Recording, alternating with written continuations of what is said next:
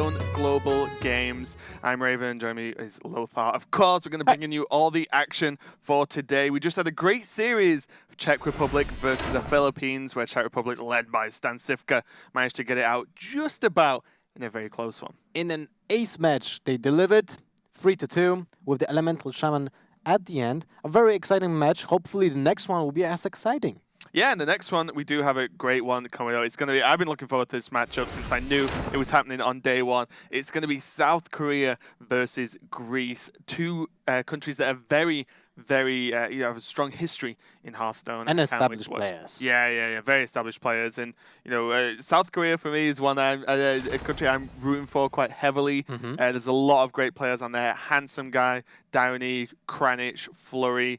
That team is scary indeed. That is definitely true. On the other hand, we have Greece with players like Logan, LikeABoss, who's actually very an insane amount of HCT points. Yep. Then we have DeathLord, who is also playing now for Team Millennium, if I remember correctly. Cebu, he wasn't really that, let's say, present on the scene as well as the other three, but still is a formidable player here.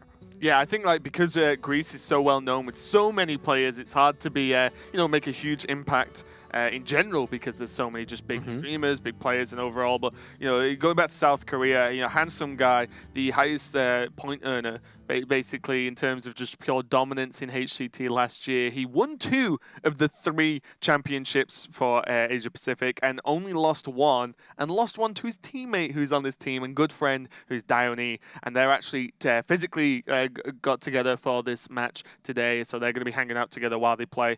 And then with the other Korean teams, we can check out the group they're in as well. Yeah, we're jumping to Group D from the previous group: South Korea, Greece, Hong Kong, Hungary, Portugal, and Slovakia. So we have a small talk about this group before.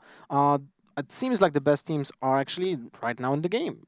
Yeah, I think these two, South Korea and Greece, are probably going to be hinged as the top 2 teams in this group. But definitely going to be great to see what comes out of the rest of the teams here, especially Portugal. Looking forward to seeing Hong Kong as well. Yeah. For example, Yulsik represents Hong Kong, so he's been in multiple HCT tournaments this year and last year as well. Yeah. So definitely got some strong players, and something he's said multiple times is he wants to continue to grow the Hong Kong scene. As well, so we'll get to see some of that as well when we see more and more players. So yeah, this is the place. Hearthstone Global Games is where it's at to prove how good your country is in the world. I personally look forward to Hungary in this group because I don't really know much about Hungary players. I want to know them. I want to see what the community seems like. Yeah, it's definitely interesting to see, a lot of the time, no matter how close we all are due to the wonders of technology, and, I can be friends with people from Poland, for example, is that there are some areas you just don't hear too much of in Hearthstone, right? Unless they've played in tournaments like DreamHacks and, some other majors for, HCT itself, for example, you just don't get to see too much. But I wouldn't mind visiting Greece. Look at that. Woof. Wow. And you can live in that country. Yes, people can live in Greece. And we get a top-level analysis. That actually looks awesome. So it is going to be the guys from Greece against South Korea. And another place I really want to visit, pretty much the mecca of esports, is good old South Korea. So with another Blizzard title, with the StarCraft. Yep. They are the gods of StarCraft. Absolutely fantastic when the rest of the world are called foreigners. When it comes to StarCraft and Korea, they're like, anyone who's not from Korea is a foreigner, which is absolutely fantastic for me. But let's talk about more Hearthstone. Dioni is going to be the player who opens up for South Korea. He had Rogue or Priest to choose from, and he chose his Priest, and he's going to go against Logan, representing Greece, with his Mage over the Hunter. Maybe just make a quick recap. How does this work, right? Because a lot of people actually tuned in right now. So both teams are setting up players in order that is pre-made before even the teams meet. Yep. So we have Dioni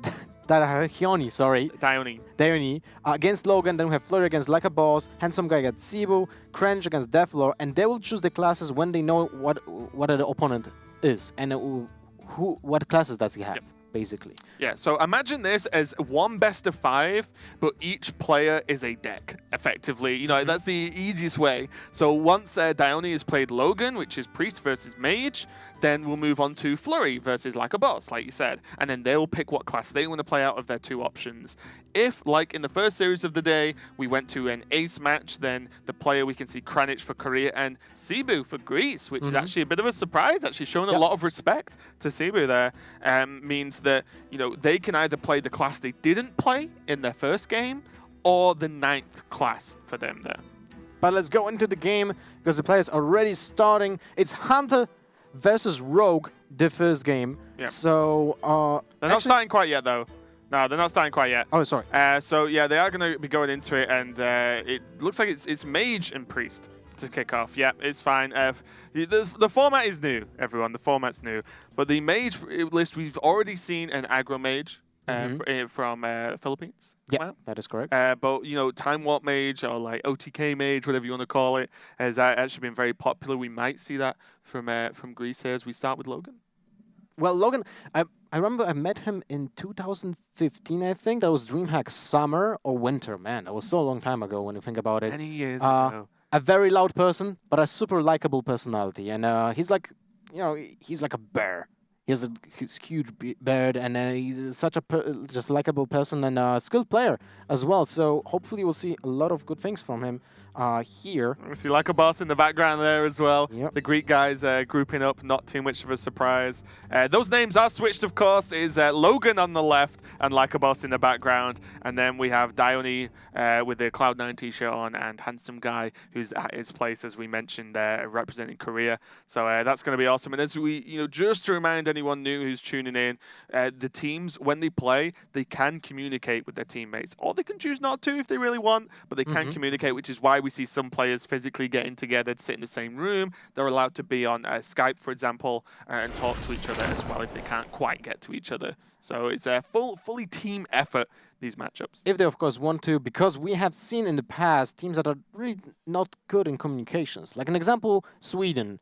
With players like Skaka, they rather would just play on their own, make the decision on their own, than just getting distracted by other players, right? So it's a matter of choice. How do you want to proceed with this? So far, we have seen teams that are just cooperative with each other. I wonder how it will look in the future. Yeah, I mean, you know, Skaka's kind of a rare case in that when he wants to focus and play the game, he has no music on, no nothing. He just sits. No distractions, and just plays Hearthstone. That's all he does, 100% focus. So we'll see how that comes into it when we can check out Team Sweden, which is almost Team Alliance plus show, pretty much. So we'll check how that goes later on. But for now, I'm looking forward to this one. Greece has always been a strong Hearthstone region with players, but other than say LikeABoss and his HCT performance, the players have never really made it onto the world stage in a super impactful way. Well, that's true, but at the same time, I feel like I would say Greece is a grassroots country when it comes to the community, right? Very strong fireside gatherings presence, a lot of local communities, just tournaments, small tournaments, you know, with few people, but actually very active people, and that's awesome to see from communities all over the world. We have talked about Germany and Czech Republic, an example, right? They have strong communities and really well built, but at the same time, other countries are just trying that on their own. And I feel like this tournament will also rekindle that in some countries, or just initiate that community side in their own countries. If right? you're ever going to get together and watch some Hearthstone, it's going to be to actually support your country, right? You know, it's generally what happens in terms of country-based competition. And we are ready now to, once we've sorted this out, to get into the first game. Oh, man. This is going to be Dioni versus Logan. The cameras are actually the wrong way around. That is not Dioni at the top, and that is definitely not Logan at the bottom. So we will get that fixed very soon. But it is Dioni on the Priest, right? So Dioni is on the top. It's just the camera's the wrong way around, guys. We'll fix it. But yeah, this already looks... This is strange. Is it? I mean, it's Purify Priest. Well, yeah, like I said, I just wanted to We talked about it in the previous hours of the broadcast, because it seems like Purify actually made into a competitive deck on its own. And this deck plays cards like Humongous Razor Leaf, which is the new 3/8 drop. Yes, that can't attack, which is where the Purify comes in to silence that naughty card text off so you can actually get in. But we are going into it now. Logan on the bottom playing the Time Warp Mage, so we do get to see this secret in play to gain an extra turn, whereas Dioni is going to just play out the Priest and start to go a little bit heavy. We see Inner Fire. No surprise to see that card, plus Divine Spirit. There are a lot of high health minions in the deck. You can just kill someone very quickly with this deck, depending on the draw. Well, it can go to, like, the Humongous Razor Leaf can easily go to 20 damage in just one turn.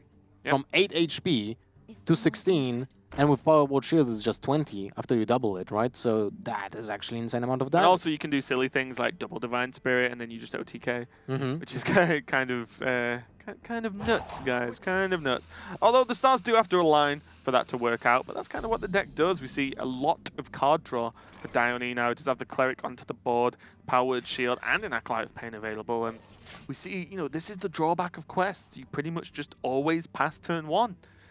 You cannot really interact. That's true, but at the same time, it feels like Logan would actually play the quest this turn 1 anyway, because sometimes you just play Babbling Book on turn 1, but when your opponent played a Cleric and just can attack into it, quest. Yeah, then it's not really a waste here in this scenario, because otherwise it would just pass. You would just not play the Babbling Book, most likely. You don't want to give a Priest draw on turn 2, because historically speaking, Priests have usually the turn 2 very weak. Yep, they either use the Hero Power or just don't do anything. Yeah. There's the Elemental now, yes, which is really nice. And now we've got the cameras fixed for you guys. We can see the lovely faces of Logan, Dioni, and the handsome guy over his shoulder. And Shadow Vision's in hand. Absolutely amazing card. It discovers a spell from your deck.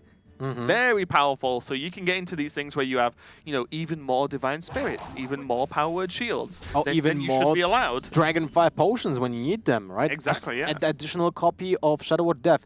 You can think about Shadow Vision as a tutor for a specific card in your deck. So if you didn't draw both copies of that spell, you have actually a huge chance to actually get what you want. Yeah, it's really nice. It doesn't reduce it or anything like the Primordial Glyph for Mage does, but it's just way more accurate, and sometimes getting that one extra spell changes the game completely. Dioni has the option now to just trade heal if he really wants, or just get that Acolyte down for even more card draw. I like the Acolyte more because you just want to use the mana efficiently and also have the Acolyte of Pain already on board to, an example, buff it with a couple Talon Priests that you can top deck from the deck. You can use Powered Shields if you top deck from the deck. So you just want to have that Acolyte already on board to make it a threat if you just use the Inner Fire combo, an example as well, right? Yeah, this is what's I think the scariest thing about this Priest deck is you can just die. Like, the Priest can almost build a threat out of nothing. You know, like any minion, like you said, suddenly Powered Shield, Divine Spirit, Inner Fire, boom, 8 damage, or even 9 damage, and that's even at the minimal amounts, you know what I mean? Like, you can just OTK sometimes with this deck. There are cards that will help, though, as the deck is reliant on minion damage, which means, Logan's Blizzard, the Frost Bolts, etc. are going to help just... If someone, if Dioni commits to like a Divine Spirit in a Fire, Frostbolt, then Blizzard, then you just can't attack, right? Because if you silence it to attack, you lose the buffs as well. So, definitely something to consider. Logan does have options and does have LikeABoss with him over his shoulder as well. Cone of Cold, again, a good pick. Very helpful. Very helpful here. Although the version of... I have seen multiple versions of the Open the Waygate Mage, and most of them are not running Flame Strikes, and there's only one copy of Blizzard. So having that Blizzard already in hand is very impactful. Look at that. There's the Talon Priest already in hand, so that Acolyte of Pain would actually make a huge difference. The Cleric can just become an 8/8 this turn. Do you want to make that? I mean, you also can draw cards. It's an 8/8 though, Luther. I'm okay with an 8/8 against like a freestyle Priest. This is what I mean. Like, what started off as a 1/3, obviously it's a Powered Shield, but can just suddenly become a Mountain Giant that draws a card when healed. Like, it's crazy that the threats just come out of nowhere. This Cone of Cold going to be very, very useful for Logan here. He can chain Cone of Cold into Coin Blizzard, deal 3 damage to all the minions, although they can heal. But in this case, within this Priest, I don't think there's a Circle of Healing in that deck. Oh, there's an over though. I don't think so, no. Yeah. I'm not 100%. I'll have to admit, I'm not.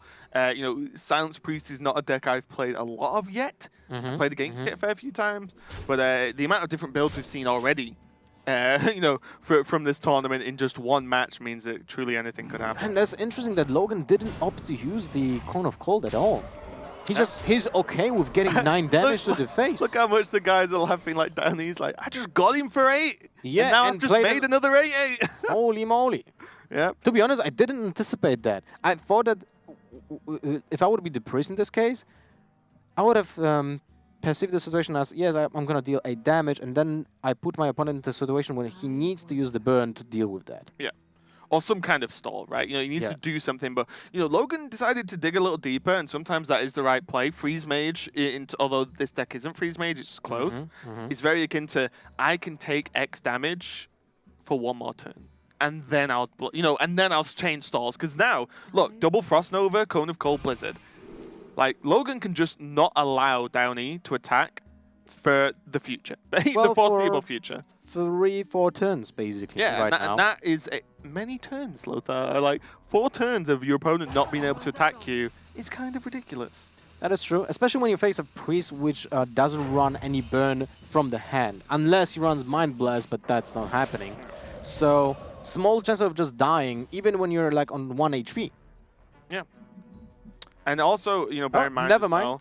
Well, the minions cannot be silenced to attack, because if they do, they lose all of their power. You have Talon Priest, which has 3 attacks. That's something. Imagine if Logan would actually be at 3, he would just die. Maybe even Purify is good here. Purify, develop the Watcher. I mean, develop the Watcher, Purify on it. No, because you can silence the Watcher next turn. Yeah, but Purify draws you a card. But you know your opponent will have more freeze effects. Yeah, so you want to silence next turn. Yeah, but if you want to get your opponent like, catch him off guard, you can use both silences next turn, deal 7 damage. If you draw additional way of dealing damage, you're able to kill him next turn. Yeah. Okay. Let's see where he goes. Wow, the Dirty Rat in this deck is nuts as well, just because of the fact that you can actually get out the Sorcerer's Apprentice and kill it instantly. And you need the Sorcerer's Apprentice. There's a Divine Spirit. And another Silence as well. Well, Divine Spirit is not really helpful. You just get Silence and just silence this turn, and then double Silence next turn? Oh, no, sorry, he needs the 2 mana to play the Watcher, yeah. So now he can triple Silence if he really wants for a total of 8 damage. But, we'll see. Well, he could have used one of the Silence to just he could have used actual Silence and push for 3, yeah. Yeah, push for 3, puts his opponent at 6, then he needs to freeze the board and develop a secret, so the only option would be Frost Nova. I wonder. And Logan didn't show the Frost Nova last turn because he coined out Cone of Cold. Yep. Which is not, ideal since it actually damages the minions, so his opponent can heal. So it's not sold. He didn't sold out the Frost Nova in his hand at all. Yep. Yeah, this is very tricky for both players here, because there is still an opportunity that Dioni just gets frozen out of this game, like, completely. Because if, once the Ice Barrier comes down into Frost Nova, even if there's a Silence, the Ice Barrier adds so much more health. There's still a large chance of drawing Ice Blocks. And then suddenly, Logan is kind of like ticking away on that secret as well. So I think it's on 3 already. So, and he's still got the Cone of Cold, to go up to 4 as well. So there's still opportunities for Logan to just bust out this game. Oh, he was getting close to not play anything. Okay, well, there's 7. 7 damage available. And a card draw. Oh. Inner fight. Wait, is that lethal? No. Because all the minions that he silences can do attacks. He can silence, heal to 5. That's 8. It's going to discover the options are Purify, Potion of Madness. That's one additional Does Potion of Madness damage. get it him? Wait, Power He Shield heals? gets to 5 to 7. That's 7. Oh, yeah, it doesn't matter. He can shield. But does he have enough mana to do that? Silence? He has lethal with Powered Shield, right? I think so. Powered Shield on the Ancient Watcher. No, you can't do that. You need to heal first. You silence. That's silence first. And then you have 2, 4, 3. Yeah, it should be doable, right? If I'm not mistaken, you play first silence on the Ancient Watcher, then you heal it, then you Powered Shield, then you Inner Fire, then you silence Talon Priest, and that's... No, you can't do all of that. You can't heal it as well. Ah, damn. 1 mana close. 1 more shot.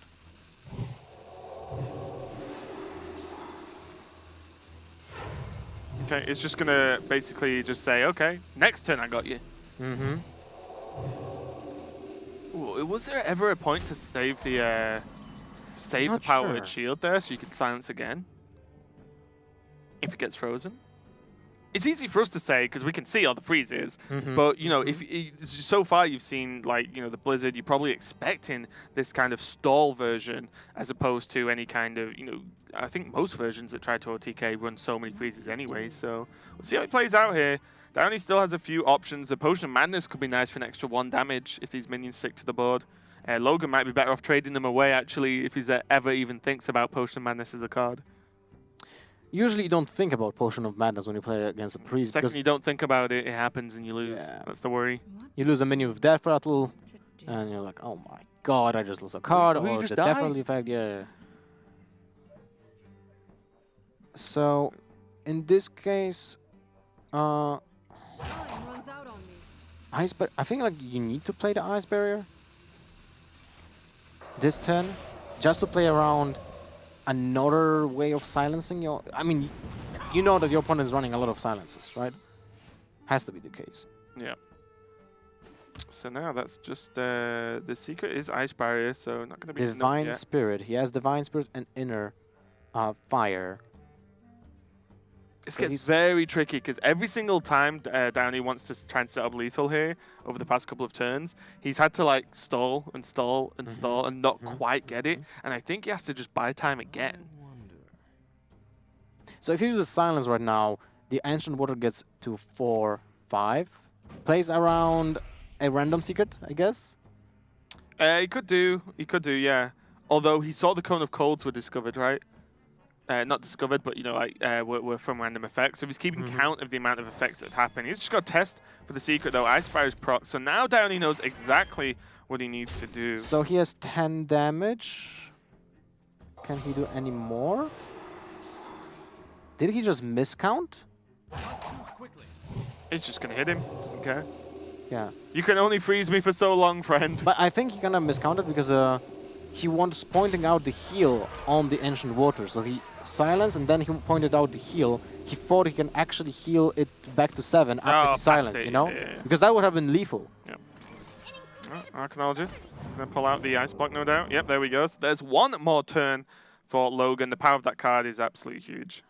No more silences for Dioni, but well, that's actually a big deal. No more silences in his hand will not help him with attacking after the freezes, and Logan can now still has 2 turns to just heal. Sorry, not heal, to get to the quest. yeah, to freeze the board and just get the parts that he needs. Cold Light Oracle is actually pretty helpful as well here. What do you think about? No, you need to develop the Frost Block. The ice block. I just was thinking about Frost Nova, Cold Light Oracle, to get the pieces out as soon as possible, because yeah, maybe you can just finish off the game without having ice block. I out. think you might just get Nova'd. That's the problem. You could just die to Yeah, Nova. that's true. You don't want to throw a game because you were too this extra greedy, right? Like if they just have Nova, game, like that's it. And Logan said done for the day to a certain extent. Downey now is just gonna, after this freeze, just gonna heal up, continue drawing more cards, trying to get more options. And also That was a silicone healing. All right. I mean, okay. Oh, you can draw the block. That's actually amazing. That is actually amazing. Potion of Madness, get him! So there's the block proc, and now it is no more options available yet for Logan. A lot of card draw, and one Frost Nova left, but is that going to be enough? He also draws 2 cards right now. Divine Spirit and another Dirty Rat. Silence. Well, shouldn't he do that first if he was planning on doing it? It's fine, it just procs the block, right? Doesn't matter. Yeah. Well, oh, look at that. Second ice block. So now you ice block and Nova, right? You have to. And Ice draw? Cold Cold Light, well, ice right? block, draw. Yeah. Will it overdraw as well? 3... It will overload his opponent by 1. It won't. 3, So go 6, to oh, 10. it's 7. Oh, Yeah, never go to mind. 10. for this 8. Yeah. Even oh my god, look how weird this deck looks from Downey. You know, his hand looks crazy, but it's actually, you know, getting the work done. Minions are pretty much immortal to a certain extent in terms of how awkward they are to deal with, especially for Logan's deck here. Finally, a Doomsayer, but even with silence in hand, there's just no real fear. Yeah. He's gonna try and mill him. Well, there's actually no more cards for the priest. Yeah, Downey just drew approximately 1,000 cards. Ooh, Shadow Visions. Well, it was pointless. It's just Shadow Visions, Yeah. Shadow Visions, and Shadow Visions. Yeah, so that is all of his cards. No, gone. it doesn't work this way, right? When when Oh, the deck it is was the empty. last card, right? Yeah. So yeah, that would have been the Ice Block proc now, and now it's all on Logan. No more defensive options really, apart from that Frost Nova, and he will know there's still silences left. So is there a way for Logan to actually win the game? If he draws Molten Reflection, it's still not enough. He would have to get card draw, and that's GG, basically. No more way of OTKing if your opponent will just kill the Sorcerer's Apprentice, and that's most likely happening this turn. Looks like Downey's going to use the silence, of course. So, although Purify hurts you, right? You draw 1 card, which is 1 fatigue. But your opponent is able to deal 18 damage. But the problem is you can't purify your opponent's minion, as we well know. So silence is actually just more powerful to be able to silence out an opponent's minion or your own. So we'll see how this goes now. Being full attacks here for Downey, being able to prot the block, and all on Logan to do something quite spectacular here. Without the second Sorcerer's Apprentice, I think that's GG. Well, obviously he doesn't know it, but he can assume that in those 9 cards left in his opponent's hand, there will be at least 1 silence effect. You would imagine so. He's going to even draw. Kabbalist Tome. Not going to help. 1 more card that can help you in this situation. Not really happening. So it has to be Doomsayer Frost Nova. And that's about Cross it. the fingers. Hope for the Well, best. wait. Can he get a spell that will chain a reaction to overdraw him and kill him with fatigue? Because heal all minions from Kabbalist I Tome? don't think so. Because they're class specific, right? Too bad. There's 1 fatigue for Downey, but it is not going to matter. He's even going to silence. Okay, the plan. That was his weapon of choice. He was like, what do I want to kill my opponent with? And it is the huge carnivorous plant indeed. So Humongous Razor Leaf actually finishes up the game. yeah, it's actually amazing. We see Purify Priest brought to a tournament by one of Korea's top players, and it winning. Most importantly, Downey is victorious for South Korea, going 1-0 up over Greece. And there's Handsome Guy. He's going to be playing later, who's sat over his shoulder there, ready and waiting for the next game. And that was a crazy game. We saw OTK Mage versus Purify Priest.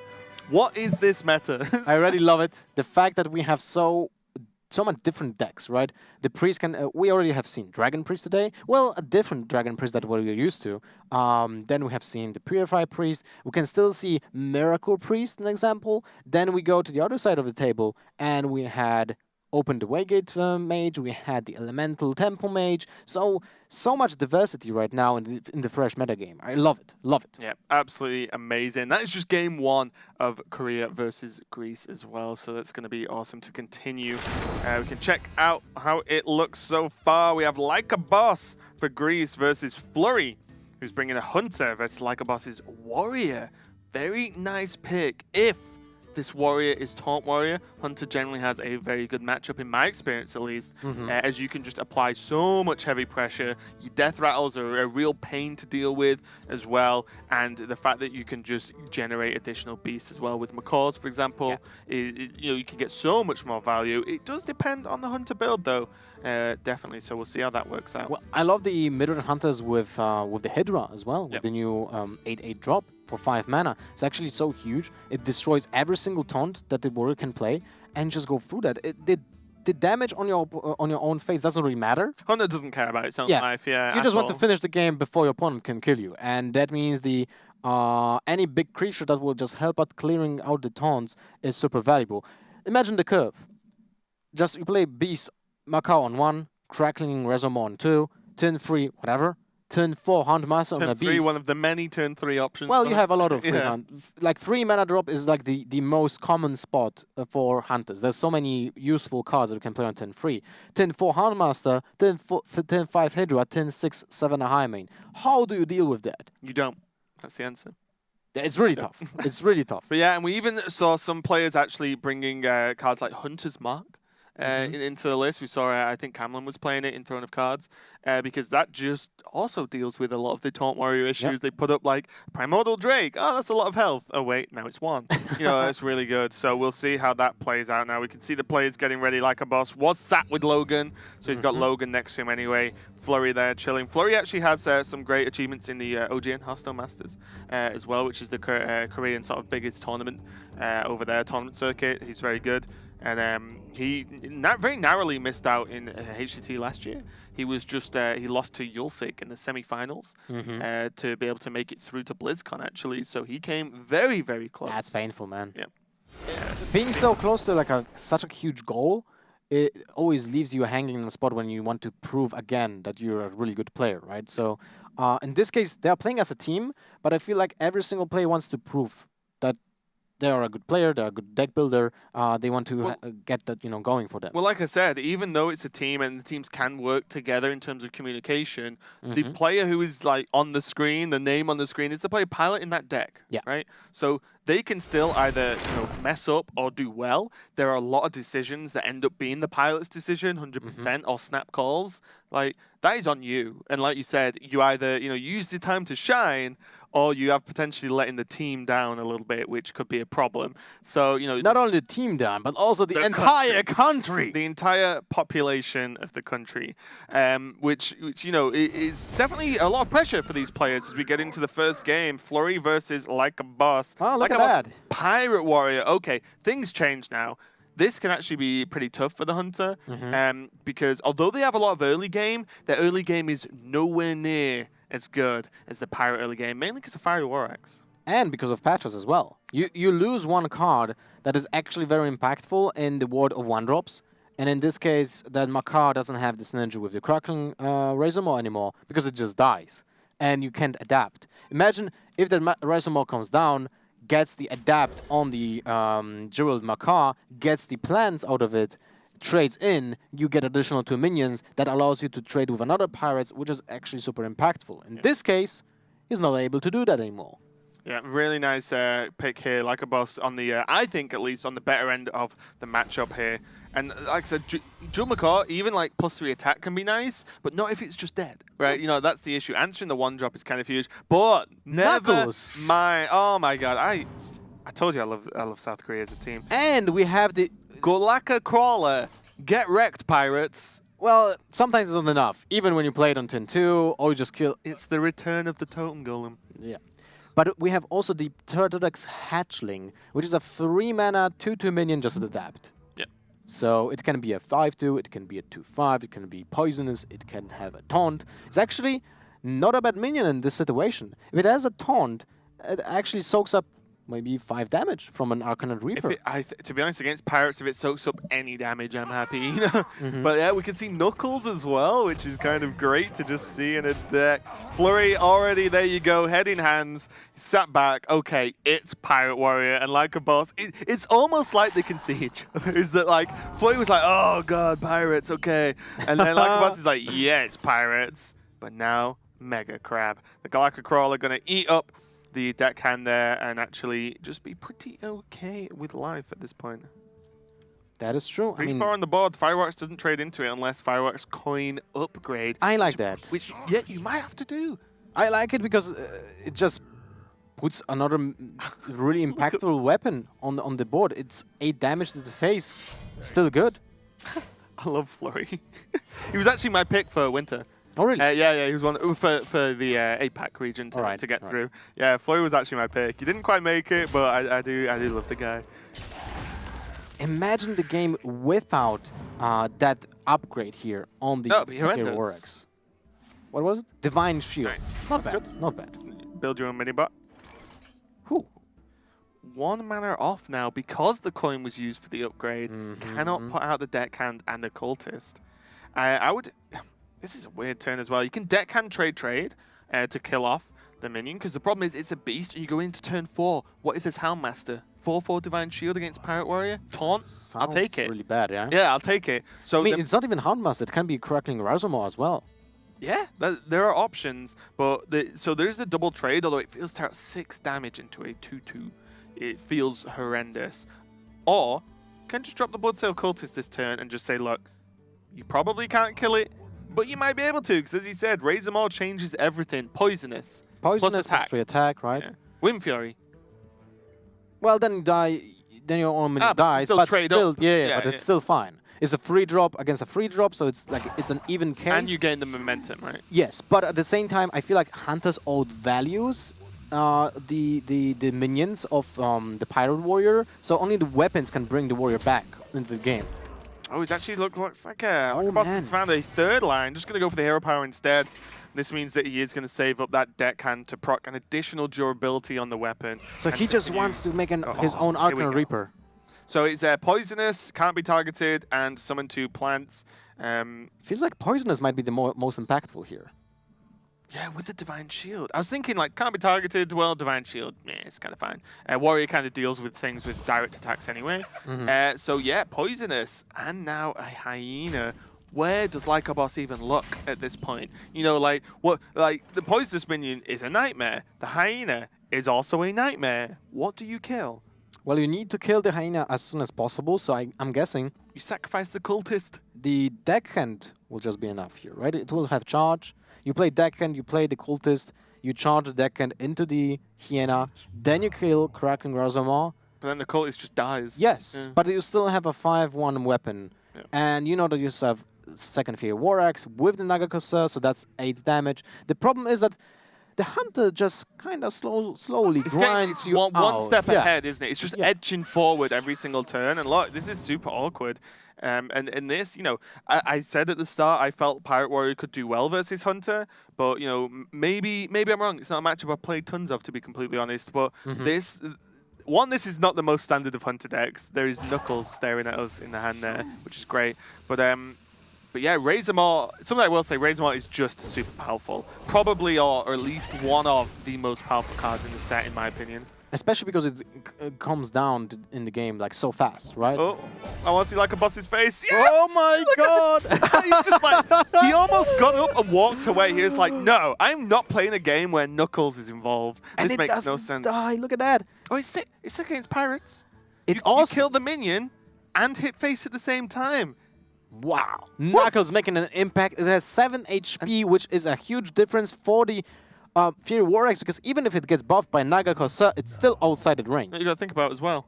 Wind Fury, you know, adapts. Wind Fury, Taunt, Divine Shield. Like, imagine Wind Fury. You do 6 damage if you trade into 2 minions. 6 damage to face. Yeah. You buy so much board control and And still just like, Handmaster. man, nuts. Okay, Knuckles- I'm gonna go home and craft Knuckles. Well, I have 2 decks that I really want to play when I'm gonna get back to the hotel. One will be Stan Sivka's Warlock, Yeah. and second one will be Knuckles. And the second one will just be a Hunter deck with Knuckles in it. Perfect. And now, LikeABoss, so many awkward decisions. He has so many minions available, but there's still the Poisonous Beast on the board. Any minion he plays, unless he trades into it, of course, dies. But the problem is if he trades into it, he's putting 5 damage into a 2/2. So he's just going to say, right, Smart Life. He does have Leroy and does have the second Fire War Axe for some damage, but Ooh. you know what? Flurry has a lot of damage himself as well. That's 10 damage this turn, but he goes for the Macaw first to see the drop, and it might be... Hydra? Ooh. Oh, well, it's Emerald Hive Queen. You don't want to play that yet. Yeah, you might Well, probably you just... can play it with Soul Hand. Yeah, that's fine. Apart from Kill Command, of course. We'll keep that, of course. Yeah. But, so the Poisonous Pterodax kills the Nagakosa, you deal 3 damage with Knuckles to the face, you develop 2 1-drops, and a weapon, so you deal additional 3 damage to the face as well. That's enough, right? You don't need anything else. Yep. Even if you draw a minion next turn, if it will be like Houndmaster, you're still able to play it for 6 mana with the Emerald Hive Queen here. Yeah, and I think at this point as well, there was a question of whether you want to keep the Poisonous minion on the board and actually just Kill Command the Corsair. Okay. But then you run out of value, right? Because Pirate Warrior specifically can just burst you, so you don't care about having a 2/2 available. If this was Taunt Warrior and you could kill a Taunt and not use the 2/2, then you might. But you want to save the kill command to basically win the race at this point. So it's 6, 10, 16 damage right now in the hand from LikeABoss. He still needs a second heroic strike. Exactly, yeah. Yeah, this is looking grim. Knuckles Hunter beating up Pirate Warrior. Who would have thought it? Only here at HGG. No Handmaster. That's not really impactful at all. So we have 3, 5, 6, 8, 11. Yep. 16, 18 damage. Not enough. Yeah, that's definitely a whiff for Flurry. And that's when you kind of get a little bit afraid. Yes, because now there's 1 out left for LikeABoss. And it's the second copy of Heroic Strike with 20 cards left in the deck. Sorry, no. There we go. 19. LikeABoss is telling us there's 1 out.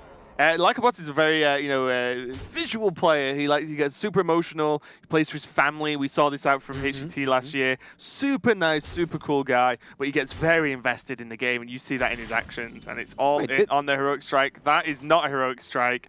And that's going to be very difficult to deal with.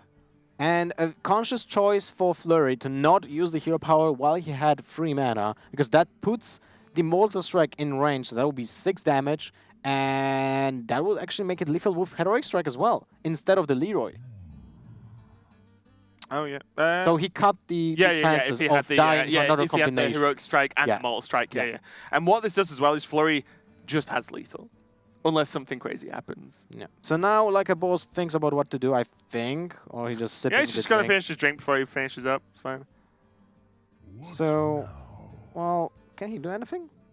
Or is he just messing with us? Well, what's funny is Knuckles provides a lot of damage. Well, a lot. 3. Looks a lot on the board. But, like, he can't Heroic Strike Knuckles down. And then anything else he kills are pretty much 1 or 2 attack minions. All the power is coming from the weapon and the kill command we can see in hand. He doesn't know there's a kill command there, of course, but he's just setting it up, doing what he can do, going for it. Well, it's one of lethal, right now, on board. 3, 6, 8, 9, 11. 14, yeah. Yeah, it's 14. So kill command is going to pretty much end this game. Oh, Kodo as well. Good to know. Well, Good to know as I try and copy Flurry's deck list. Look at that. It was actually pretty close to not win this game. Yeah. Without the kill command, he wouldn't be able to do that. Also, because of the fact that he didn't hero power last turn, to just play around the Mortal Strike. If he didn't have kill command, he would have hero powered. Yeah. That is going to be it. Flurry takes game 2 of South Korea versus Greece. Yeah. South Korea is like my pick. So we'll tell you about this as we cast and as we go on. We were asked to pick some countries that we wanted to support that wasn't our home country. Yeah. But I couldn't pick UK, for example. I was just like straight away, South Korea, easiest pick of my life. And so far, they are not letting me down. They are 2-0 up over Greece. Mine was Ukraine, by the way. Went for one of the easy ones. But yeah, what a match so far. Like, these deck lists are crazy. We're seeing Silence Priest, Purified Priest, sorry, from Dioni. And then we see Flurry bring in Hunter, which looks regular-ish. The idea of Hunter is pretty straightforward, whichever way you chop it. But, Knuckles and a Kodo as well just proves that there's some sort of, anti... You know what? Kodo is actually good against the Armor Smiths and Bloodtooth Braves from Taunt Warrior. So, cool deck-building ideas, and, I expect nothing less, one, from South Korea, but also just from everyone in general as we step forward through this expansion. The next matchup that's going to be Handsome Guy, multiple-time HCT Championship winner, versus Cebu from Greece on the Shaman, and Handsome Guy on the Druid. Wow. Ooh, first Druid of the day. So... one thing that I just wanted to add about the game that we just saw, because still, I don't need to add that. The Galaka Crawler actually saved 2 damage. Yep. And that was enough to not die in the final turn. But now let's go to the Druid. We have basically 2 archetypes of Druid that are playable right now. That will be the Aggro Druid, which is very explosive, but can whiff as well. Because it has just a plethora of 1-drops, living mana as well, which we kind of like during evaluation of cards. It was really tough to say if this card gonna be playable or not, right? It's such a weird effect. It felt good, but you didn't know how strong the deck as a whole was going to be, right? Exactly. I think that's the key. You can see the players just getting ready as well. Handsome Guy and Downey just swap places, like, put me in, coach. All right, and the second archetype of the Druid is the, let's say, Ramp Druid without the quest. So it plays 5 attack minions, but it doesn't play the quest, because usually when you had played like 5 minions with 5 attack while playing Druid, you probably will win. so it doesn't need to have the quest. There's also a third archetype, and it's one you may have heard of. It's called Jade Druid. Fino and Ladder has been doing very well with it. LVG has actually brought it to China Championships. All right. So it's a Jade Druid. There's a couple of new cards in there, but predominantly it's Jade Druid. So there's still a chance that it could be good old Jade. So I know everyone loves Jade Druid and everyone loves watching it. Especially me. Yeah, especially Lothar next to me. Absolutely loves Jade Druid. It's his true passion. His favourite colour is green. And yeah, so there is a chance we might see the Jade Druid come out to play. And the Shaman, we've only seen Elemental. So far, Yes. Variances on Elemental, like double Volcano was super cool to see from Czech Republic. From what we saw of the Philippines team, seems fairly standard, fairly straightforward, which is what you feel an Elemental deck kind of is, at least in Shaman. But yeah, we might see something else out of Greece. Well, we might still see like an aggressive Shaman, right? Didn't really lose. I mean, they did lose Trog, an example, but there's still a lot of very powerful one-drops. Like Glacier Shard is actually, when you think about it, a very powerful minion. It deals additional damage because it freezes out weapons out of the opponents, right? So it's pretty really strong tempo card. Yeah, we saw that for earlier on, right? Just freeze the Mana Worm on turn 1. Suddenly the Mana Worm just skips a turn. Okay, gives me an additional turn to develop. And then buys a hero power from the mage on turn 3, which is super awkward. For the mage. So we are getting into it, and Handsome Guy is actually rocking the aggro/token druid by the looks of things, and Cebu is, probably not Jade Shaman. This just looks like the Shaman everyone else is running with the early Shaman with a few Jade cards in it. Jade Lightning, Jade Claws, and Aya are the main ones. Eggnapper. Oh my. Okay. So, Genzo is one of my favorite cards, even though no one plays him. Handsome Guy is now my favorite player ever because I bought many packs just to get the dust to craft Golden Genzo. I have him on my collection because look at him, he's holding Hearthstone cards. Well, he's insane. Oh my god, Handsome Guy, my hero. So he's the guy that plays ladder every single month on every single server to get all the card backs. Yep, exactly. And then buys every single pre-order, limited editions of Overwatch. Yeah, Genzo doesn't mess around. Genzo is a pretty legit Hearthstone player. I've played him a few times. Good friend of mine. Like I said, have him in gold. But in general, Handsome Guy is running the overall sort of token aggro deck. We see the Ravasar run, the Eggnapper as well, which is another... The art in this expansion is ridiculous. Oh, man. Okay. Oh. Lightning Bolt, Lava Burst, Master Portal, Pharaoh Spirit. That screams either control or aggro. Yeah. Because Lava Burst is still a good card for control decks. It's just a good removal. 5 damage. I mean, it gives you the overload, but it can still be used as a control tool or just a finisher.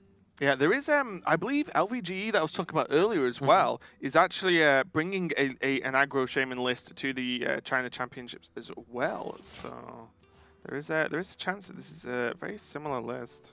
All right, let's see what's happening for Handsome Guy. He has the coin, but the Rant without 2 minions already on board is not really good options. I'm guessing he will just want to play Eggnapper on turn 2. Oh, wait, what? Sometimes you just got to get something on the board if you're the aggro deck, right? Even if it's not great. Gonna go for the coin. That's very interesting. So he wants to play Mark of Shah on the next turn, get a draw, get a 4/4 beast on the board, deal some damage. But this will not get anywhere with, well, Cebu's answer, right? I mean, if he wants to lightning bolt it. Well, he can just trade deck and...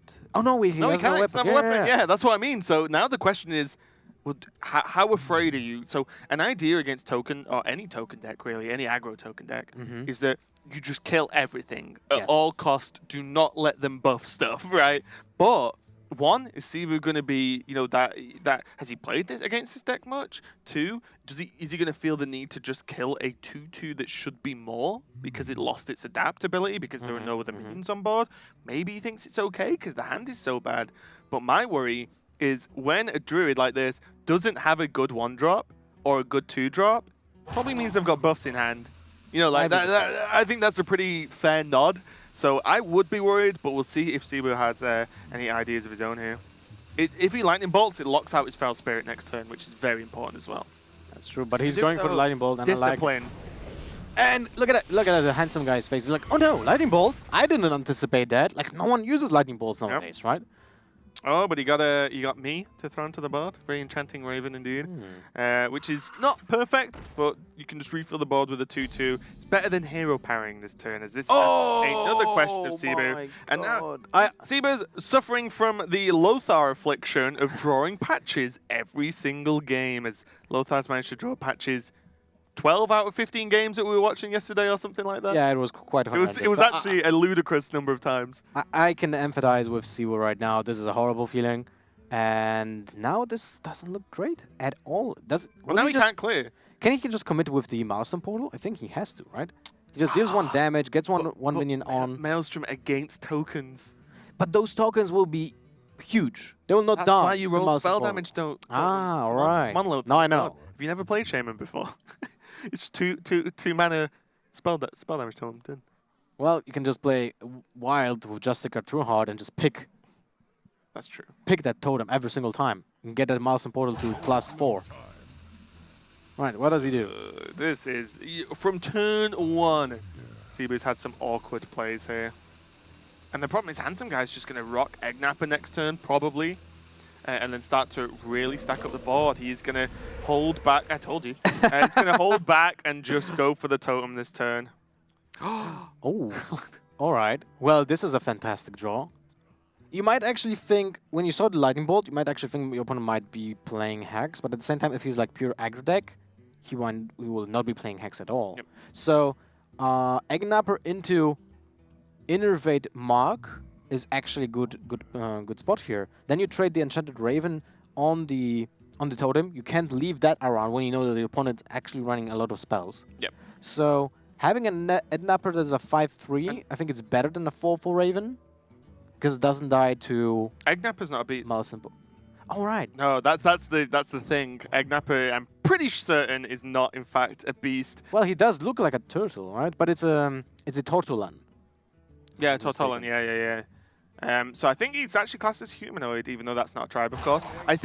Well, you can still play the Mark of Show, just not draw a card, right? Well, I was going to say, I think it's even fine on the Raven. If there's direct removal, right, then your Genzo is safe. Or, though, I was going to say this play, the other line is Innovate Genzo and Mark. The other problem with this is you are open to direct removal on Genzo, who could potentially be very valuable indeed. And now it will eat the lava burst, right? You can't really allow this to live. Cebu's like, what does that card do again? Was Genzo in Ungoro? It's like, I've not seen that card. It's like, no, he wasn't. He's been here a while, just waiting for his moment to shine. And Hearthstone Global Games is where that shining was happening. Well, and Cebu can't really allow that. This is just too much card advantage, too much damage. He needs to play Genzo cannot attack. Yeah. Like, Genzo just cannot attack. It's definitely when you know that your opponent is running a druid that can empty his hand really fast. So that single attack from Genzo will actually buy so much damage for the druid. It's probably game. One attack of Genzo might actually mean game here. Yeah, I generally think this. I'm surprised Cebu's taking this long over the over this turn, because you cannot allow Genzo to attack. The second Genzo attacks and gets any value, you're in trouble, because that value is instantly translated. It's not like Jeeves, where the draws happen after the turn. They happen on the turn. Yeah. So you just fill your hand and then start playing cards. So it is going to eat the Lava Burst. We do see Bloodsoul Corsair come out, and then Handsome Guy. And no Dioni. patches. Yeah, that's probably what they said. I do not speak Korean, but not that we can hear them anyway. But lip reading, all I saw there was patches in hand. They actually just raised in the chairs a little bit, you know? Ooh. All right. Eggnapper, anyway, you are right. This is a Tortolan. It's not a beast. It will not draw a card from Mark of Shar. He's cheeky, though. But in this case, that smile. In this case, Handsome Guy knows there's a patches in the hand, so it can trade with the Tortolan, with the Eggnapper, and then play Maelstrom Portal if needed. Then they will get another patches and trade into the Raven. Ah, yeah, it's the old Maelstrom into patches play. Yep. Yeah, I think this is reasonable, though, because that's a worst case, I would say. And if that happens, then the odds on the charge coming out are very slim. So your Raven is alive, and then you Mark of Yasharaj into a draw, right? So True. But there's also a chance to just use Feral Spirits right now, because in theory it trades with both minions, and your opponent did use one Mark of Lotus already. So the other thing that can be played will be a Mark of Ashar, which usually is being played as a one-off in those decks, unless you're super heavy on beasts, then you play both copies. yeah, I think it's going to be very important for whatever Cebu decides to do here. He needs the Flame Wreath down next turn. Mm-hmm. He can Feral Spirit and still Flame Wreath, of course, but he needs it. He needs something that is going to try and contest the race, basically, that is difficult for Handsome Guy to deal with. Again, we do not know deck lists. Deck lists are hidden from their opponents, from us, so there could be, you know, there could be naturalized in the deck for all we know. There probably isn't, but there could be. So, you know, getting the Flame Wreath down means that there's a big opportunity to be able to race here. And I think that's what Cebu needs to do. Cleric, not too shabby at all, but Handsome Guy is going to be able to deal with this with a Mark of Yasharaj. Savage Draw, not what he's after. Definitely looking for a cheap one-drop here to get the run out as well with the hero power, with the buff. Did he get? Oh, there's an Got him. Art Squire. Perfect. Now the Runt will actually get the Adapt mechanic out. Yeah.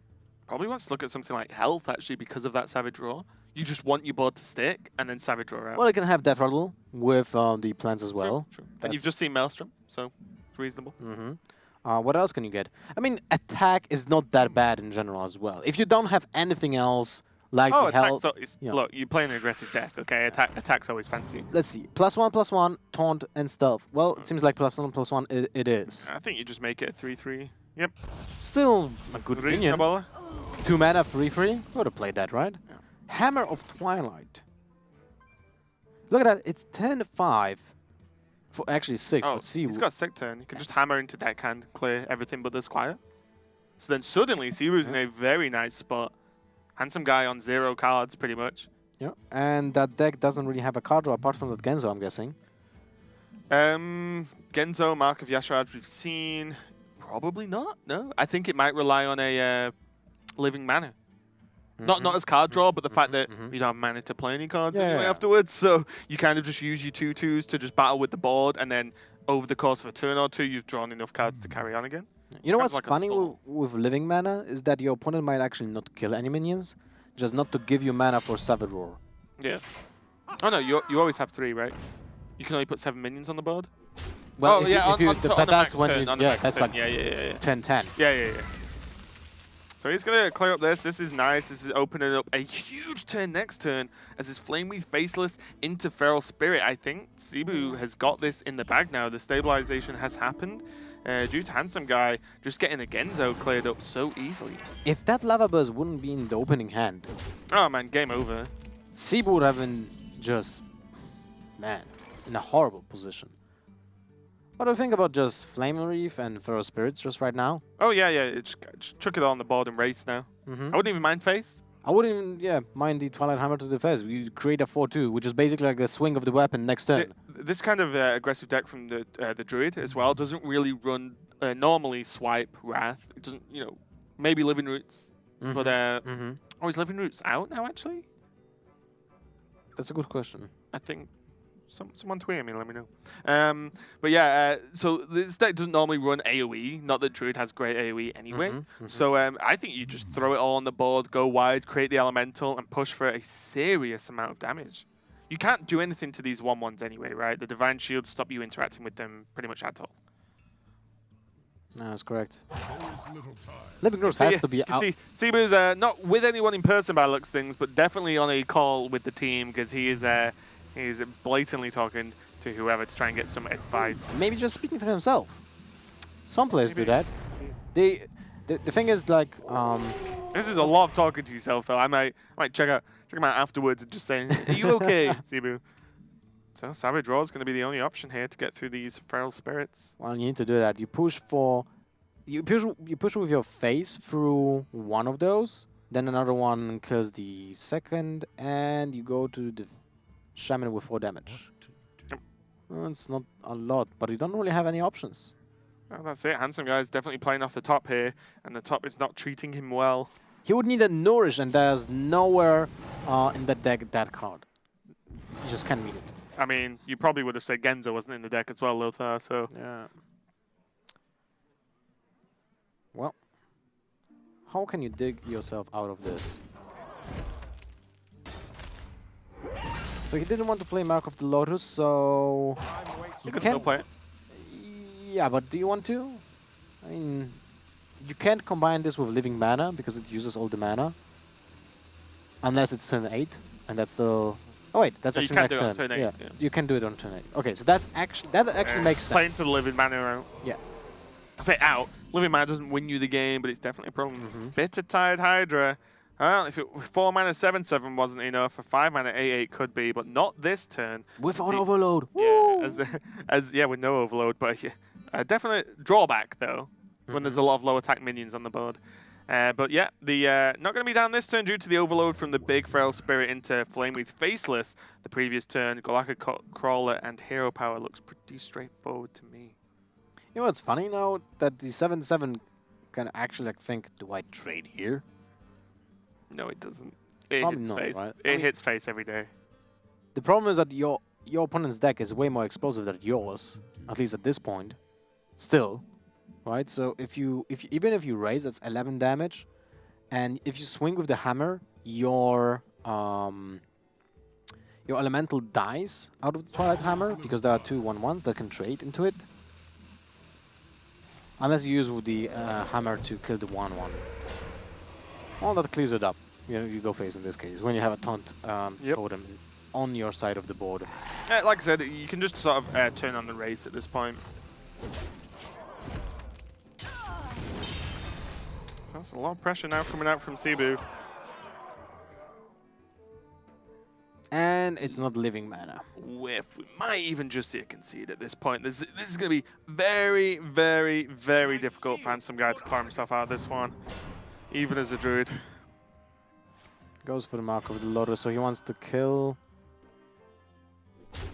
nothing. Anything. Basically. But yeah, Bitter Tide Hydra's going to come down this turn, no doubt, from Cebu. He's a bit of a smile on his face there, probably feeling confident.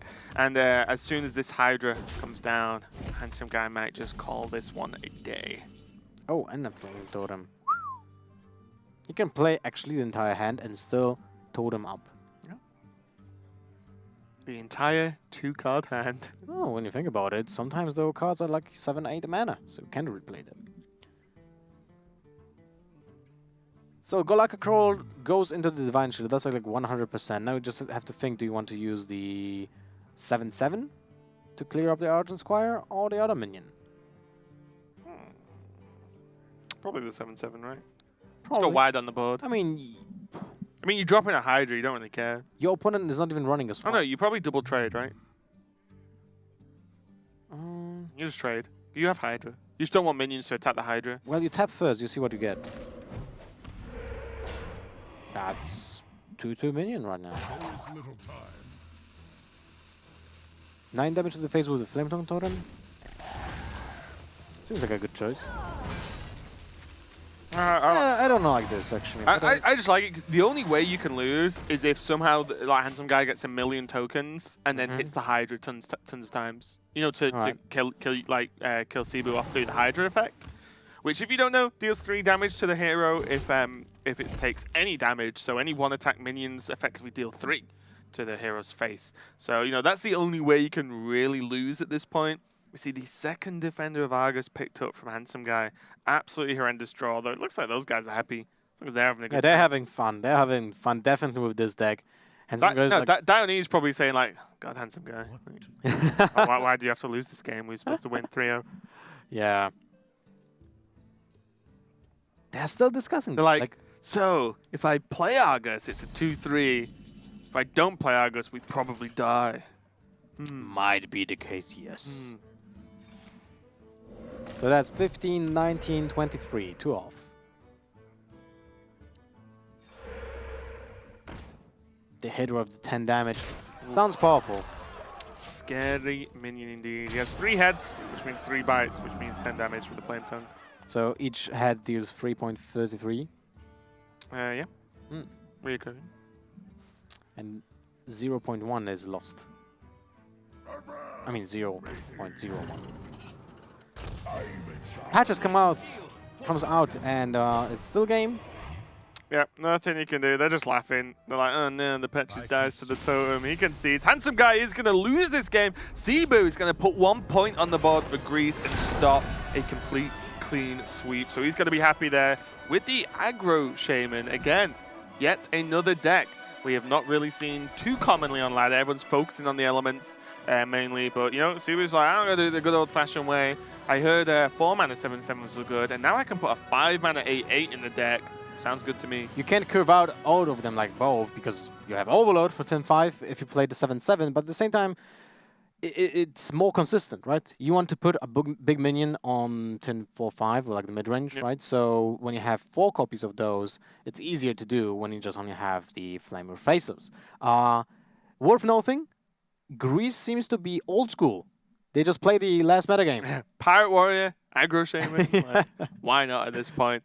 But yeah, that is going to be 2-1 for Korea still. So they're still ahead, and they need one more victory coming up. And it's going to be Cranic who's going to be trying to get him that victory next versus DeathLord coming up next. Cranic going for the Mage versus Warlock. All right, so this will be an interesting. I'm guessing everyone kind of will lean towards the Open the Waygate Mage here. And I think so. It seems It like is Cranic though. I think it could he be likes aggressive aggro. decks, Yeah. right? Yeah. I think it could be aggro, but DeathLord in terms of the Warlock, I imagine, you know, I know DeathLord a little bit, and I imagine it is going to be a Zoo from him. I'd be kind of surprised if he brings Handlock, because Zoo just is, although we've not seen it yet, it's actually pretty consistent. It pretty always good was a deck, consistent deck, right? Like when you think Zoo, it actually is a synonym of consistency because every single card is doing almost the same thing. Yeah. It's a minion with good stats, and you just play that on board. There are some minions that give stats to other minions, so you wait till you play the first ones. Yeah, it's just complete repeat value, right? With the lack of power overwhelming is now in the classic in the Hall of Fame. So, you know, you don't get as much sort of huge value trades from the 1-drops or anything like that. But in general, the minions are highly valuable. You still have Soulfires. There's the more discard card mechanics, like the Legendary works well with discard. And then, oh yeah, that's a good point. There's E-Cup in the background. Oh no, the German is helping the Greece. He's not involved, just to be sure, but they both play for Team Millennium, so they are actually, the whole team is in France for boot camp. For this tournament, specifically, for most of them anyway, and maybe for some tournaments coming up as well. So they are boot camping, as you can see. They're in what I'm guessing is the Millennium offices. Shout out to them then. Yeah, it's awesome. It's we've seen multiple players get together physically and you know, work on this tournament. And you know, Greece saw LikeABoss and Logan together, but they were definitely helping out Cebu there. And he got the win on the board. So we'll see how it turns out as Korea's throwing up Cranic with this mage. I'm looking forward to this. Every single match seems like a Christmas Eve. You know, you get something what new. will we get next? Yeah, what do we get next? Or it's like a box of chocolate. You don't know what to get. Right, every single one will be different. But there are no bad things apart from the Pirate Warrior we saw earlier. So. Yeah, well, to be honest, I feel like Pirate Warrior is kind of needed in the game anyway. You need a strong aggro deck to just keep control decks in check. And I feel like maybe Pirate Warrior is a little bit too strong, but it's still I'm okay with needed. a sprinkle of Pirate Warrior. Yeah. And we have like a crawler right now, which is kind of impactful. It fits in some decks even without the effect, right? Because it's still a beast, it's still a 2/2/3, so it's not that bad. And when you think about it, there are a lot of pirates in other decks as well. Rogue always has pirates. There are swashbucklers, there might be deckhands, right? There's always patches, so might be some effects. All right, so let's get ready to rumble. Cranic on the Open the Waygate Mage versus DeathLord on Zoo. Got him. Good guess, Raven. Oh, wow. Fantastic. Up top. I hope you heard that. But I was wrong about Cranic. He is going to play Time Warp. It's going to be cool to see how he works out the deck. The deck already looks reasonably similar to Logan's, the Freeze Mage style version. So we'll see how he plays this out. Zoo looking pretty straightforward. You may recognize these cards from every other Zoo iteration we've had the past year or so. As we see Soulfire, Knife, Doomguard, and Darkshade Councilman. But Cranic already... I love South Korea. Looking at the Molten Giant list, there are a few players playing this, and I believe they have Arcane Giants and Molten Giants in the list. You play both. And this means when you know, Molten Giant was nerfed to 25 mana, but when you procced at 1 on Ice Block, it's fine. Becomes cheap enough. Yeah, it's at 0 anyway. The problem with this version of the Mage is the fact that you can't really reliably go through taunts. because you might just not have enough damage. But at the same time, it's easier to assemble those combo pieces because you don't really need 4 or 5 cards. You can finish. Sometimes you can finish the game with a single giant. Yeah, depending on how much damage you've done beforehand, and also you can the base combo, depending on what the list is like 3 cards. Alex Straza, 2 giants, Time Warp, hit. You don't like, even need Alex Straza. well, sorry, 2 giants, Time Warp, Alex Straza. You know, in terms of almost guaranteeing the damage if there's no taunts. So yeah, it's a lot easier to pull off. And Cranic now does have Doomsayer on 2 as well, which means he can sort of try and push back this Zoo opening. Oh, it's a good opening, I would say. You put 5 power on board on turn 1. Seems reasonable. Seems reasonable, and it's especially reasonable against a Doomsayer. So because now Cranic can't really play that. But he did draw a Frost Nova. Yeah, I think he does play it. I think so? with this deck, yeah, I think you've got to go for it. I don't think there needs to be what Direwolf exactly to kill it. Some people instead of the PO are playing Abusive Serpent. Those people are crazy, Lothar. Well, I have seen those people, and yes, they are crazy. No, I mean, yeah, I'm not saying like I would have gone for Doomsayer there, but there are obviously reasons with so much power available that you wouldn't.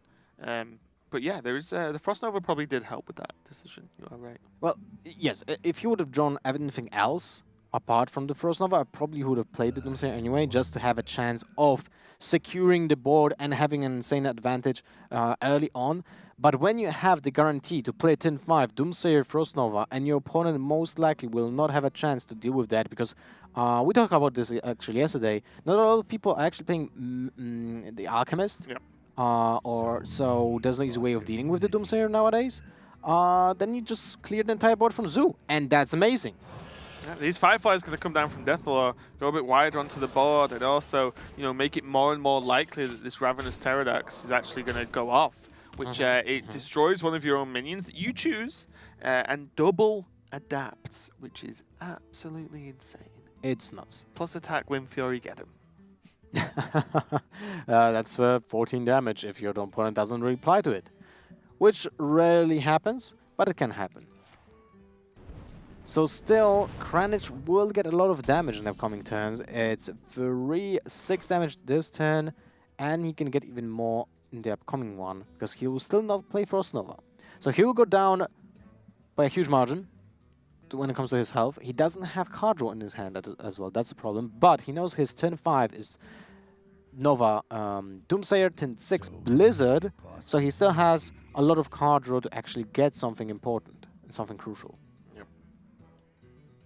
DeathLord's got the choice now to either drop down the bigger minion in the form of the Silverware Golem, or drop down 2 1-drops, or even just a 1-drop tap. But you want to put as many down as possible to try and get this Pterodax off. I would say the tap and Bloodseer Corsair, or anything else that he draws as a 1-drop, would be better, because he knows that he's getting closer to turn 5. Yeah. And that is like the death wish for Zoo when the just Doomsayer comes out, right, with the Frost Nova. So he will definitely not overextend, but at the same time, wow, he goes with the Silverware Golem. Interesting. Yeah, he's probably just confident that on turn 4, all of this cannot be dealt with, and if he deals with the bigger threats, Cranic has already given a nod that he wants to ping off the Flame Imp, sorry. By pinging it the previous turn, he wants to be able to ping it again. So he's already kind of given the nod that he wants to do that, and then if he pings, he only has 2 mana left, Frostbolt, say, onto the 3/3, well, okay. There are three minions still left on the board. That's true. So now let's count this. If he pings the Flame Imp, he still gets 6 damage to the face. That's 13 life left. If he just goes for the Frost Nova, he's still left at 19, so he heals essentially for 6. Is it worth it to lose the second Frost Nova here? Because you will definitely play Frost Nova or Doomsayer on turn 5, and your opponent will probably not commit more minions if you just play the Frost Nova. So I like the ping. Yeah, I like the ping. The ping's nice just because, one, you set that up anyway. Yeah. You kind of committed to it regardless. And also, like you said, this kind of just sets up for a cleaner 5. And then he can actually Frost Nova any bigger threats later on. Because you've got to think, this isn't about just getting Frost Nova Doomsayer off the once. Like, you've got to make it to the late game here. And he's okay taking damage, remember. He has a Mauling Giant in hand. Yeah, not bad. No, Ice Block, of course. But Still okay. The Giant is currently at 14. You have to remember it was nerfed from 20 to 25 cost. And for DeathLord, I feel like this is the turn when you should play the Pterodactyl, but at the same time you're aware it's turn 5.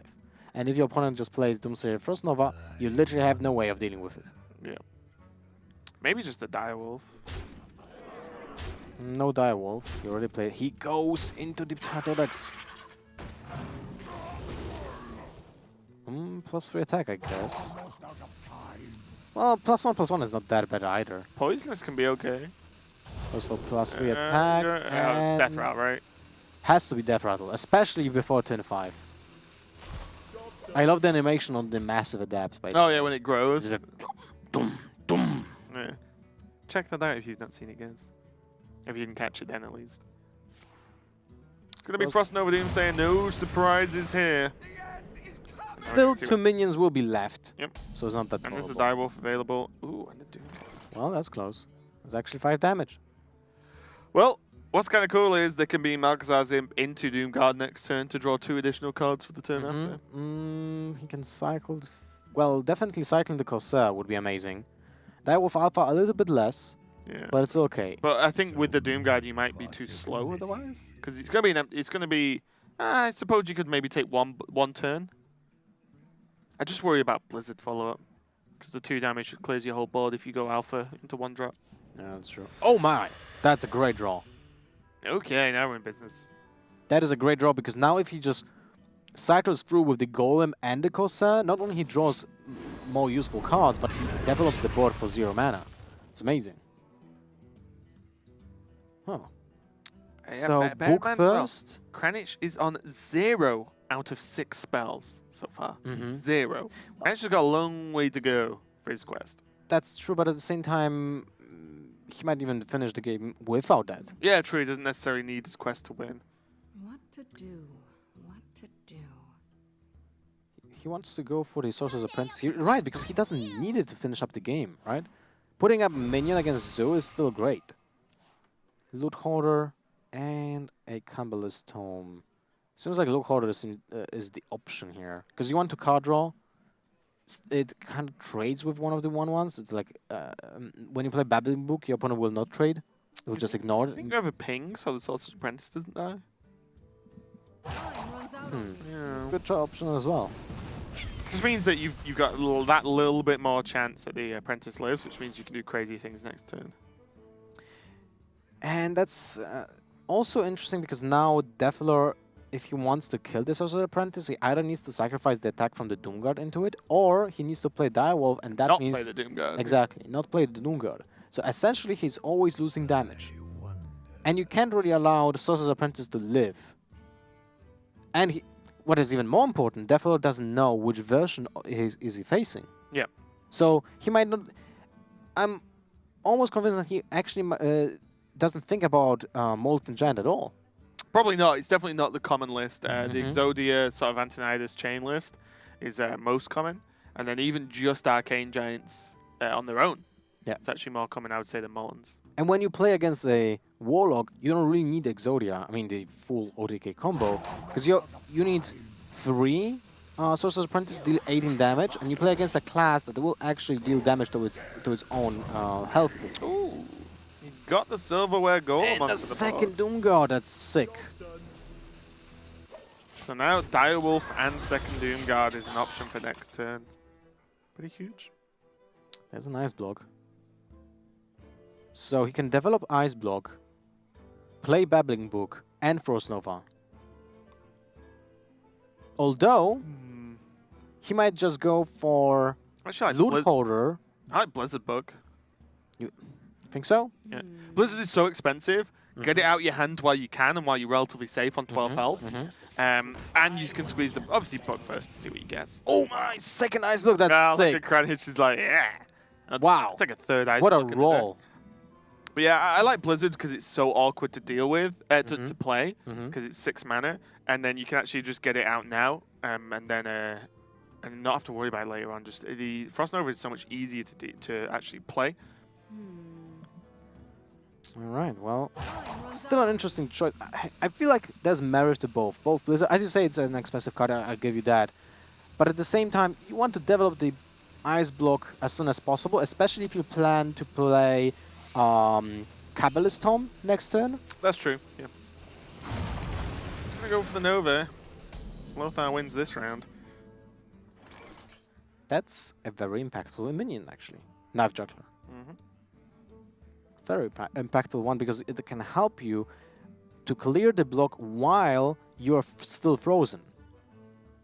Yeah, Cranic is now one spell into his Waygate. Not quite there yet, though. Got plenty more to go, another 5. And yeah, he's got to work out how he wants to do this, because this game is going to have to either stall out for a long time, as he doesn't really have the beef to be able to finish up this game at all. All right. The cycle from the imp is so important in this case. It's just you never lose value. You just play a 5 mana 5/7 charge without a drawback. That's a certain card. That's insane when you think about it. Now the Blizzard will come in handy because it will kill the kill command. What am I talking about? The Knife Juggler. Yep. It's gonna be nice. Crazed Alchemist. And as well for DeathLord. And look at that. The Molten Giant will come out for 1 mana. That Tome needs to get into the freeze effect if that's the case. But this is pretty nice. Otherwise, doesn't want to go for the loot order. No. Nah, you played the Mullen. he You played the Mullen, Mullen, yeah. Look at DeathLord's face. Yeah, he didn't He was like, anticipate that. What? He didn't anticipate that God. at all. Okay, so this is a huge threat now for him to deal with. Crazy Alchemist not going to do too much to a Mullen Giant. Oh, by the way, he plays Crazy Alchemist. Yeah. All right, that's awesome. Akari Fellhound, though. That's going to put up a bit of a speed bump at least. Soaks up the damage from the Molten Giants. That's nice. Although, unfortunately, he just lost the Imp, so he doesn't have the cycle anymore. You know, the sickest play. Akari Fellhound, discard the Wolves, Crazy Alchemist, the Fellhound to be able to trade with the Mullen Giant. And then it dies to Frostbolt, and you're like, Shush, Lothar. I don't like your logic. What if a Flame Strike will happen? Some people actually play one Flame Strike in the mage lists. It's not that... Don't shoot down my ideas, Lothar. Come on. I'm just talking about possibilities, man. It would be funny if it happened, though. He has no good way to deal with the Mullen, actually. Whether he even wants to at this point, he might just choose to ignore it. If he ignores it, like, he doesn't know there are 3 ice blocks, right? Okay, he can play the Alchemist. Here we go. It is something he can do, and boo. He doesn't go for I thought we were friends, DeathLord. So he's playing around a second Doomsayer with another freeze effect, I guess. Oh. Yeah, if there's a second Doomsayer, then you're kind of in trouble, so pretty reasonable holding on to the Alchemist besides everything I was saying. Primordial Glyph opens up some doors for Cranic, though. Potentially getting another Frost Nova. I could get Polymorph. Polymorph, for example, if he wants to just deal with the Fellhound in that way. There's a lot of options. So, I'm guessing there's no hurt when you just play Glyph first, right? Mana Bind, Freezing Potion, and Mirror Image. Well, if you play Mana Bind, you will get a Soulfire at some point, but that's about it. And Mirror Image soaks up some damage. In this case, it will be 6. Well, it's not really the best Glyph I have ever seen. And I feel like Mirror Image is actually the best option here. But he goes for the Freezing Potion. Another Ice Block! Are you 4 kidding Ice me? Blocks. Are you kidding me? Oh, Volcano. Meteor, sorry. Not Volcano. Volcano's Shaman card. Meteor, I apologize. He's actually going to be very useful here. Holy moly. Also, I think there's a slight mispositioning on DeathLord's side playing the Fellhound on the far right. Because it had Taunt, so if it was going to die, then there's nothing with Direwolf. That's Could have true, put one more minion on the other side of Direwolf. That's correct. But at the same time, maybe he was just counting on the damage from the taunt. But he should have just played the taunt inside of the minions, right? And now I imagine we aren't going to see Soulfire this turn. We can see that there's 3 cards in hand currently that are going to help with their Kranic's quest. But yeah, I imagine you have to hold. So it's tough. Do you Soulfire the Mountain Giant, or do you hold the Soulfire to just guarantee proc the block next turn? Even though we can see There's 3 more where that came from. It's probably not gonna happen, bro. It's like 4 ice blocks. That's crazy. It's actually sick. Meech is so good as well. Dude, that card's only 6 mana. And it kills Anything. everything on this board, basically. Ooh, okay. Oh. Get meteored. Oh, that doesn't really help, to be honest, now. Because of the way the Alchemist works out. Get it out! Get it out! So it's 3 damage to the adjacent minions. Oh, a Blizzard. Well, that comes handy. Yeah, I as mean, well. Blizzard's just reasonable as well, I guess. So you want to, if you want to play Blizzard, you kind of need to play the Ice Block as well, because you don't want to die to another Soulfire from the top. Oh, you have to ice block this turn no matter what, right? Kinda. Because you'll die to any sort of direct damage. Well, what are the charge minions? Both Doomguns are well played already. Oh, right. There's the. Never mind. Because you can't. The Forbidden Forbidden Flame Flame actually works comes up. handy. Yeah, the 1 mana spare after playing the ice block means you can clear up the 1-drop. Whoa, Soulfire as well. This is That was close. And he's at 4 spells out of 6 in the quest. And he has 1 more generated spell out of his deck in his hand currently, which is Meteor. You know what tickles me a little bit? What? Cranic just played the 2 ice blocks he got from additional effects, not the 2 in his deck. Oh, you're right. Which is kind of great. It's like... That was like, okay, another ice block. And now I know he still has 2 more left. I got this. Highly problematic. Positioning. Not playing around Meteor. Yeah. Oh, Punished. how do you know? Wait, Molten Reflection? Yeah, for the Giants. Well, do you need those? I mean, you have 4 Giants, right? It's a cheaper Faceless. He might not play Arcane. He might actually just rely on just the ice block. Oh, look at that. Knife Juggler also comes in handy, because you actually popped the block. That is ridiculous. This is so funny. DeathLord's like, this time. Nope. So DeathLord's not been counting potentially that the 2 ice blocks first were the ones. And now he's like, please, last one. It's like, nope. 1 more, friend. 1 more. This is kind of hilarious. I just want to watch DeathLord's face. Ice block number 4. This is why we should only be allowed 2 cards of any copy. 2 copies of any card, sorry, in a deck, because this is just ridiculous. So he still has, he still has Alexstrasza in his deck, right? He's like, this cannot be ice block. This is what are the odds, guys? What are the odds? Also, these will soak up some juggles, but with no freeze effect. This means that, of course, that the block will 100% be procced. That's true. I was thinking about, you know, killing the villager, but that can actually kill you because of the fact that Ice Block doesn't work during your turn. That's sick. He can Pterodax into the 1/1s. Mm-hmm. But does no adapt taunt. Sorry, adapt charge. So. No, but that's why you go for the 1/1s, right? You got 2 goes again the 1/1s, so there's the ice block again. DeathLord's eyes are like. Well, that's it, right? 4 Yeah, ice blocks surely. is enough. Yeah, I think you Pterodax into the taunts here. Sorry, into the 1/1s, the plants. Mm-hmm. Because then when the Doomsayer goes off, the plant's alive, and you need 1 to live to get lethal here. Let's see. What he will do. You could also just wait and go Clutch Mother Pterodax into stealth. Potentially.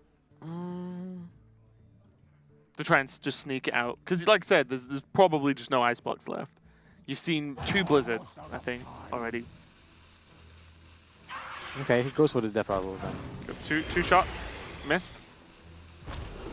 Oh, missed again. Man. Harsh life.